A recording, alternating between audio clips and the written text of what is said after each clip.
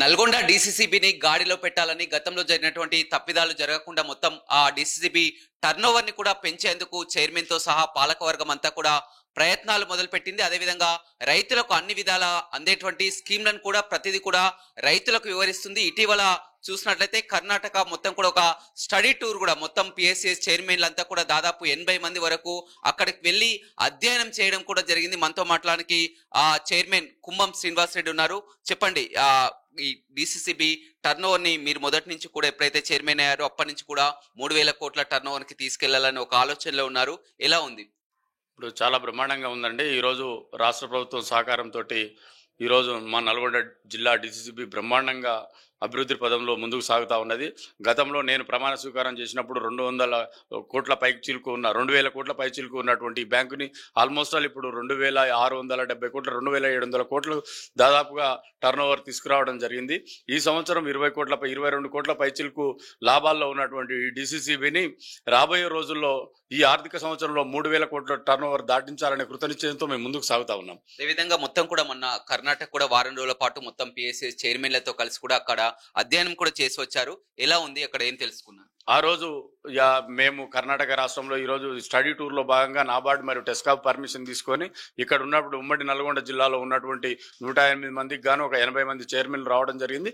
వాళ్ళందరినీ కర్ణాటక రాష్ట్రంలోకి తీసుకెళ్లి కడప జిల్లాలోని మన ఈ యొక్క మంజునాథపురం అనే ఒక సొసైటీ మరియు ఇంకొకటి హాతూర్ అనే సొసైటీ, 2 సొసైటీలను మనము పర్యవేక్షణ చేయడం జరిగింది. అవి చాలా బ్రహ్మాండంగా ఉన్నాయి. ఒక్కొక్క సొసైటీ 160 నుంచి 170 కోట్ల టర్న్ ఓవర్ తోటి 40 కోట్ల రూపాయల సొంత నిధులు ఏదైతే డిపాజిట్స్ వాటితో బ్రహ్మాండ కమర్షియల్ బ్యాంకులకు ధీటుగా అవి ముందుకు పోతా ఉన్నాయి. అవి ఆదర్శమైన సొసైటీలు కాబట్టి వాటిని వీళ్ళకి చూపించడం జరిగింది. వీటిని ఆదర్శంగా తీసుకొని నల్గొండ జిల్లాలో ఉన్న ఈ సొసైటీలను మీ సొసైటీలు కూడా ఈ విధంగా అభివృద్ధి చెందాలని చెప్పేసి చైర్మన్లు అందరూ కూడా సూచించడం జరిగింది. అవన్నీ కూడా వారు అధ్యయనం చేయడం జరిగింది. కర్ణాటక తరహాలోది ఇప్పుడు మనకు సాధ్యమయ్యే అవకాశం ఉంది. ఎందుకంటే అక్కడ మీరు చాలా చెప్పడం జరిగింది, పిఎస్ఎస్ లో డెవలప్ కానీ వారి టర్న్ ఓవర్ కానీ అదేవిధంగా వడ్డీ లేని రుణాలు ఇవన్నీ కూడా కర్ణాటకలో అమలు అవుతున్నాయి. ఇక్కడ సాధ్యమయ్యే ఖచ్చితంగా సాధ్యమైతాయండి. మన దగ్గర కూడా కర్ణాటక రాష్ట్రానికి ధీటుగా ఇవాళ భారతదేశంలోనూ అత్యధికంగా ప్యాడీ పండిస్తున్నటువంటి జిల్లా నల్గొండ జిల్లా ఉంది కాబట్టి ఈరోజు మనకు కమర్షియల్ ఇంతకుముందు ఏదో వర్షాధితం కాకుండా ఈరోజు వర్షాధారిత పంటలే కాకుండా ఈరోజు కమర్షియల్ క్రాప్స్ కూడా ఇవాళ మనకి పండ్ల తోటలు కానివ్వండి అనేక కమర్షియల్ క్రాప్స్ ఇక్కడ పండిస్తూ ఉన్నారు. కాబట్టి ఖచ్చితంగా వారికి ధీటుగా మా బ్యాంకులు కూడా మా సొసైటీలు కూడా కమర్షియల్ బ్యాంకులకు ధీటుగా పనిచేస్తాయని చెప్పేసి ఆశాభావం వ్యక్తం చేస్తా ఉన్నాం. మా చైర్మన్లు కూడా ఆ దిశగా పయనిస్తామని చెప్పేసి వారు కూడా చెప్పడం జరిగింది. ఇటీవల కాలంలో డిసిసిబి బ్యాంక్ లో కూడా చాలా వరకు సబ్సిడీ పథకాలు, చాలా వరకు రైతులకు ఎన్నో స్కీములు కూడా వస్తున్నాయి. చాలా వరకు తెలియనటువంటి పరిస్థితి. ఎక్కువగా ఏమేమి స్కీములు ఉన్నాయి? ఈ రోజు నేను డిసిసిబికి వచ్చిన తర్వాత కేంద్ర ప్రభుత్వం రాష్ట్ర ప్రభుత్వంలో గత ప్రభుత్వం సబ్సిడీలు అన్ని కూడా ఎత్తివేయడం జరిగింది. అయినప్పటికీ కూడా మేము ఈ అన్వేషణ చేసి అసలు రైతులకు ఏ రకంగా లాభం జరుగుతుంది, ఎలాంటి సబ్సిడీ పథకాలు అయితే లాభం జరుగుతుందని చెప్పేసి నేను అన్వేషణ చేయడం జరిగింది. దాంట్లో భాగంగానే ఎన్ఎల్ఎం అంటే నేషనల్ లైవ్ స్టాక్ మిషన్ అని చెప్పేసి ఒక స్కీమ్ ఉంది. ఈ నేషనల్ లైవ్ స్టాక్ మిషన్ లో ఇలా గొర్రెలకు కానివ్వండి, తర్వాత ఈ కంట్రీ బర్డ్స్ కానివ్వండి, లేకపోతే పందుల పెంపకం కానీ ఇటువంటికి అన్నిటికి కూడా ఈరోజు 50% ఫ్రంట్ ఎండ్ సబ్సిడీ ఉంది. ఈరోజు 50%లో 40% బ్యాంక్ ఇస్తుంది, 10% రైతు పెట్టుకుంటే 50% ఈరోజు కేంద్ర ప్రభుత్వం సబ్సిడీ ఉంది.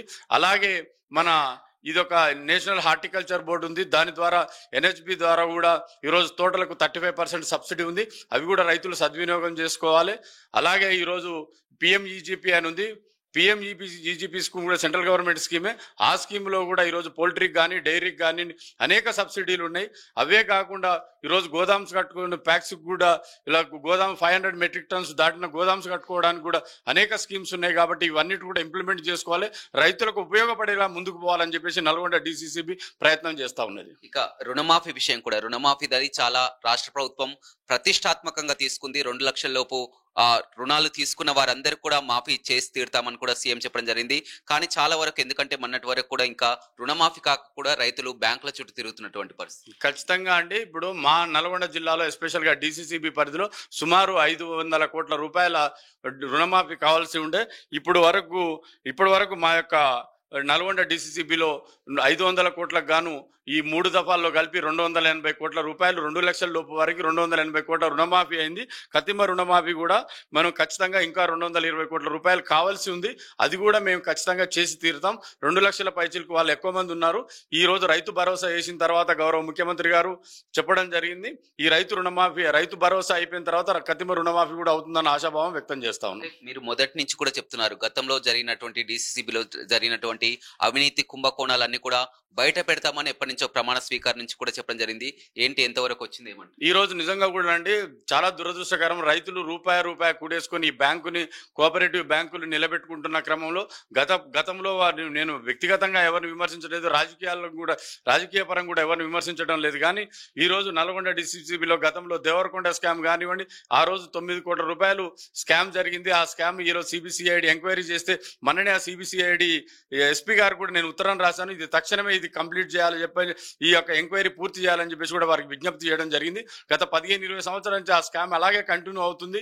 ఈ రోజు రైతులకు ఉపయోగపడాల్సిన పరిస్థితులలో కొందరు గతంలో చేసిన స్వార్థపరులు చేసిన ఈ స్కామ్లన్నీ కూడా ఖచ్చితంగా నేను బయటికి తీస్తా ఉన్నాను. ఆ సిబిసిఐడి ఎంక్వైరీ మీద నేను కూడా ఉత్తరం రాయడం జరిగింది. దాని మీద నేను రిప్లై కోసం వెయిట్ చేస్తా ఉన్నాను.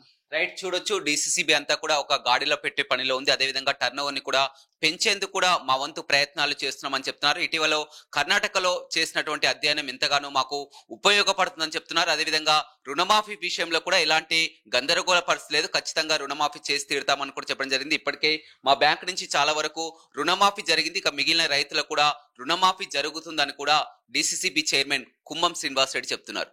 Vote studio. మరిన్ని వీడియోస్ కోసం ఛానల్ ని సబ్స్క్రైబ్ చేయండి. లేటెస్ట్ అప్డేట్స్ కోసం వాట్సాప్ ఛానల్ ని ఫాలో అవ్వండి. అండ్ లింక్ డిస్క్రిప్షన్ లో ఉంది.